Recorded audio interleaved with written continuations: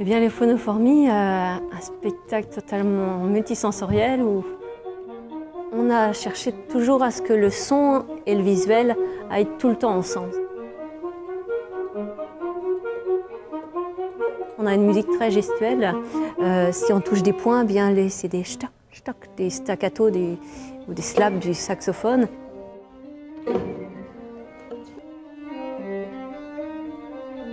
Et donc les enfants après vont reprendre ces gestes.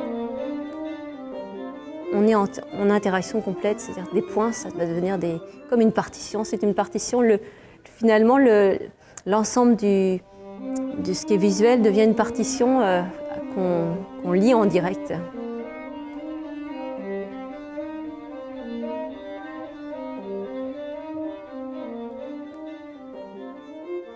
C'est le fruit de plusieurs mois de travail, même presque des années en fait, à essayer d'arrimer tous ces éléments-là ensemble, la composition, l'électroacoustique, le visuel, les formes, les œuvres d'art qui ont été créées pour les Phonophories, aussi les interventions des musiciens.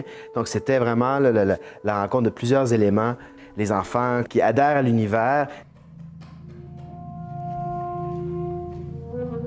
Ce qui est fabuleux, c'est de voir comment les enfants réagissent et qu'ils se rendent complètement dans l'univers qu'on leur a proposé en fait. Des tout petits, puisqu'on nous avons accueilli vraiment des enfants qui avaient 15 mois et qui pénètrent complètement dans l'univers qu'on propose. J'ai envie de dire, ils boivent, ils s'imprègnent de tout ce qu'on propose. Je pense que ce n'est pas conceptualisé pour eux, mais c'est complètement, on est dans un bain de sensations.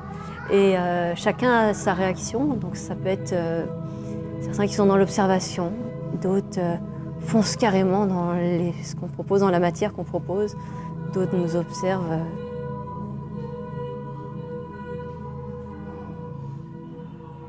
C'est sûr qu'au début, on est timide, parce que qu'est-ce que c'est que ce mur? On a le droit de toucher. Alors ils approchent tranquillement, et puis petit à petit, bien, avec les formes, tiens, c'est nos formes, on commence à... Et puis au fur et à mesure du parcours, on s'installe. Quand on arrive au Glouphonie, on propose des moments différents aussi. Il y a des moments qui sont très actifs, des moments où on est simplement dans l'écoute.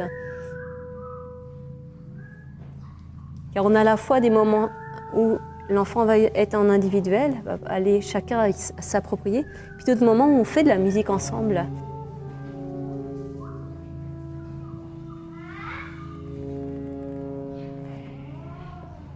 On partage ce moment de jouer ensemble, musiciens et puis les enfants et les adultes.